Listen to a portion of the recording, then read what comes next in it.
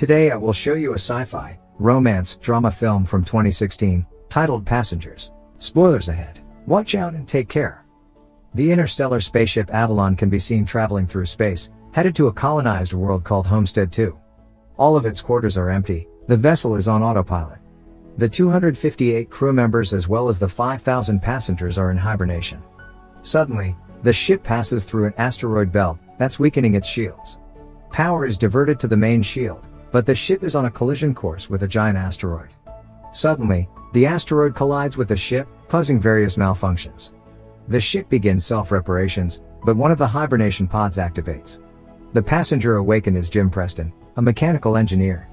His pod opens and an automated system helps with his awakening, telling him that he spent 120 years in suspended animation and that the ship is only 4 months away from Homestead 2. He's told that he will be able to spend that time enjoying the luxurious aspects of the ship. Jim receives instructions about his ID band, his cabin and the primary activities he's to take part of, prior to the arrival on the planet. Excited and nervous to meet the people on the ship, he gets ready, leaves his cabin and walks into an automated class meant for an entire learning group. Jim looks a little anxious, as the hologram explains the situation on Earth, calling it overpopulated, overpriced and overrated. It tells him to hold his questions to the end of the lesson, but Jim keeps asking why he's the only one there.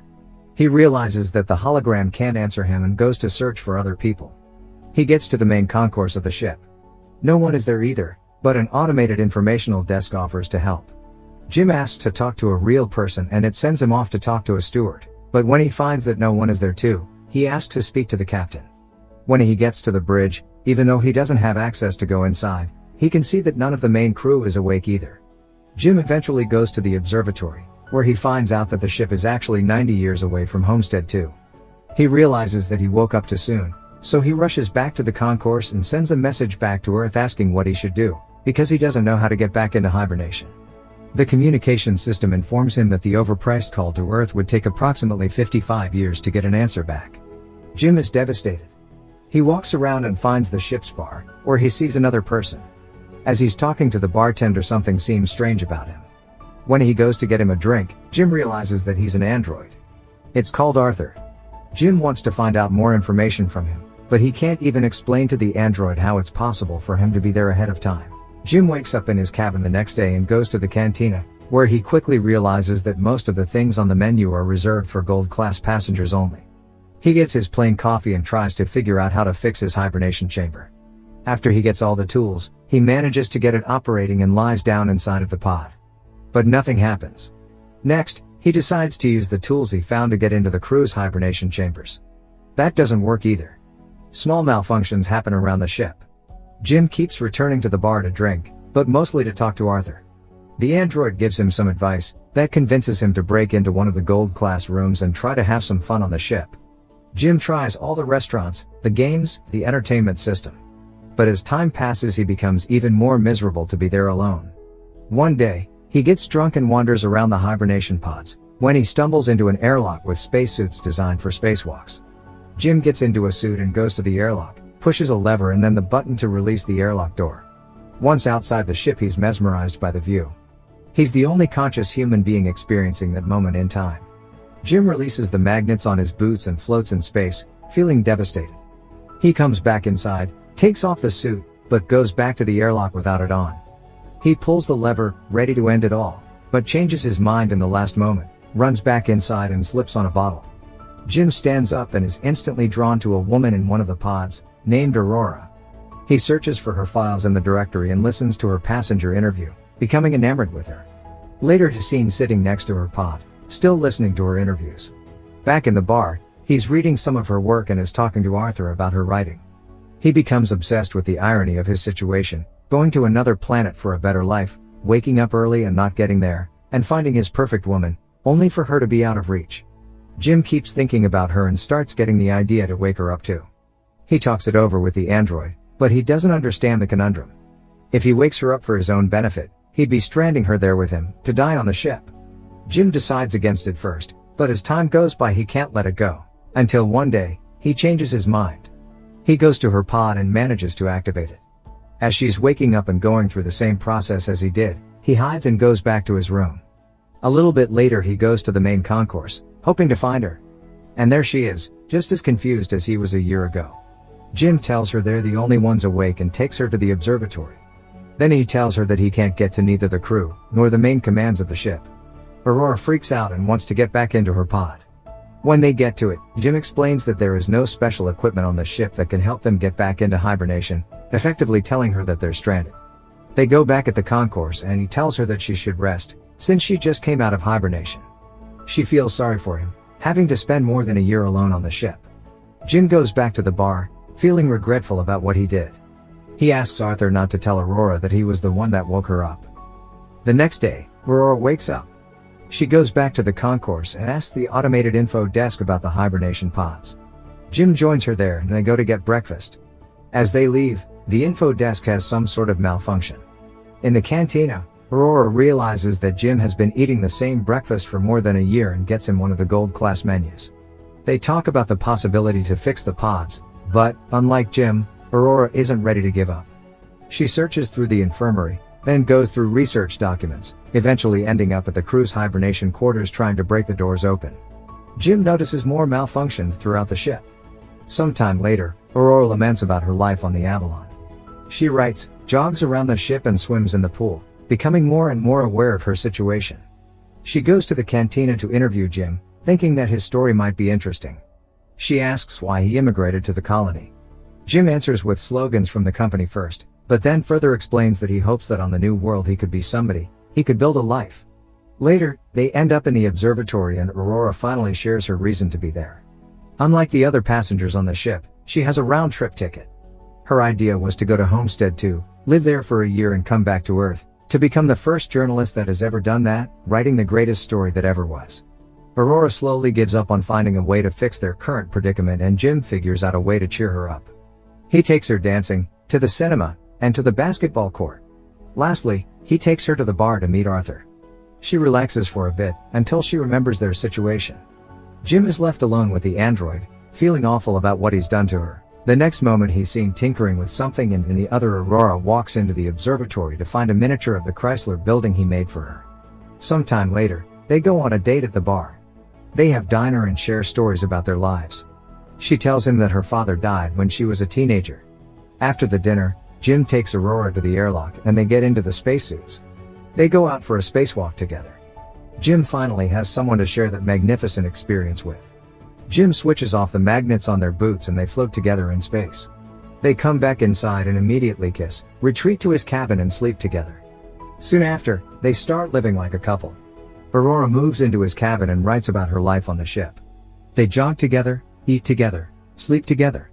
Jim explores the ship further and finds the hydroponics bay. He brings Aurora flowers. One day the ship passes by a red giant and they go to the observatory to see it. It's Aurora's birthday, so later that night they celebrate it in one of the many restaurants on the ship and then the bar. Jim goes to the washroom and prepares the ring he made for Aurora, while she stays in the bar chatting with Arthur. The android tells Aurora that Jim woke her up intentionally, unaware that he was still to keep that a secret. Suddenly, Jim comes back and she confronts him in absolute disbelief. She runs away furious and panicked. Jim comes back to his cabin to find all her things gone. He runs into her in the cantina the next day, but the moment he speaks, she runs away. Aurora is desperate. One night she goes over to Jim's cabin, punching and kicking him, wanting to kill him. Talking to her over the comm because she keeps avoiding him, Jim tries to apologize and explain his actions to her. He tells her he fell in love with her, but Aurora doesn't care. She can't forgive him for taking her life. One night, as Jim is in his cabin, another malfunction happens. The ship faces a critical error and the main command shuts down. Later, he walks into the elevator and it malfunctions. Aurora walks into the main concourse and sees that Jim has planted a tree there.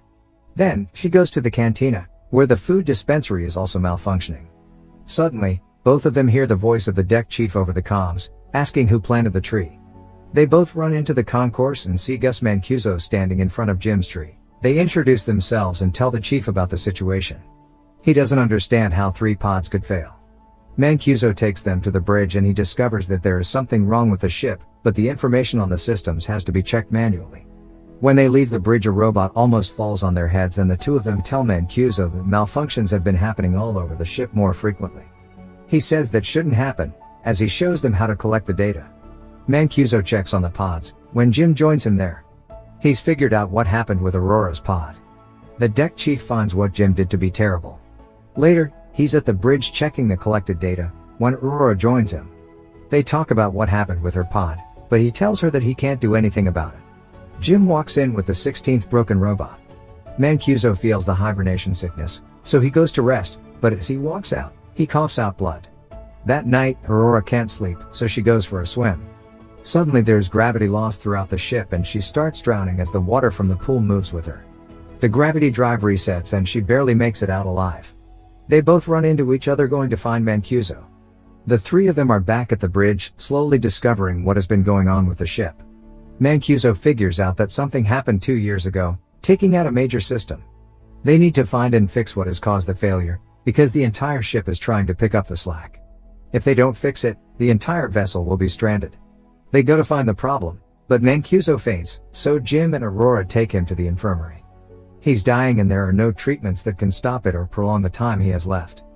Sometime later, the three of them meet in the observatory and Mancuso gives Jim his ID bracelet, tells them to fix the ship and immediately perishes. Suddenly, the lights change to an alarming red and the ship starts shaking. Jim tells Aurora that he needs her help and they run toward engineering, but there's another failure in the gravity drive. And immediately another one that afflicts Arthur as well. Jim deactivates him. They finally arrive in engineering and start looking for the problem.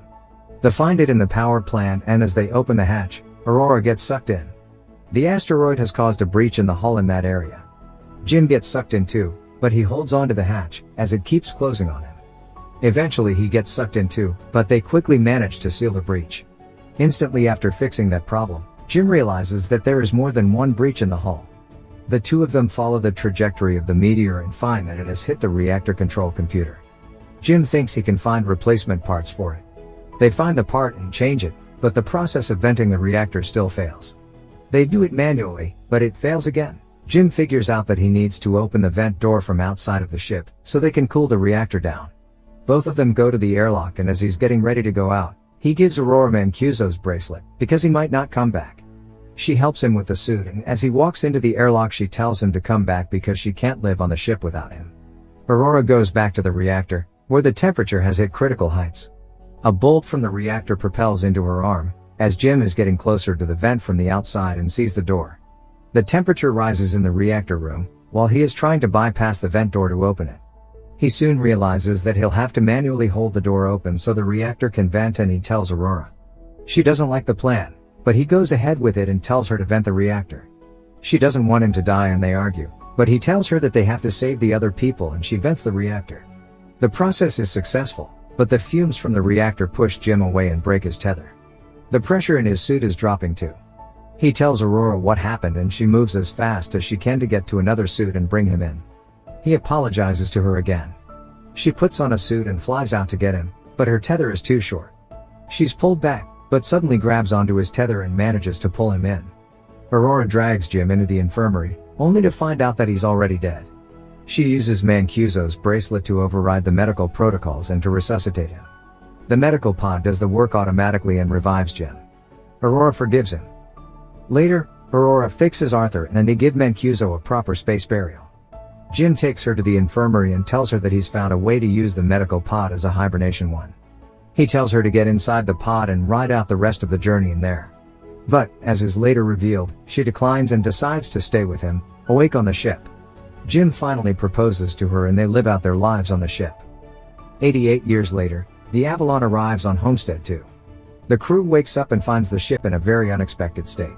Aurora leaves them a message, retelling the story of the life her and Jim had on the ship while the rest were sleeping. Make sure to subscribe and turn on notifications so you can watch more videos like this. Thanks for watching.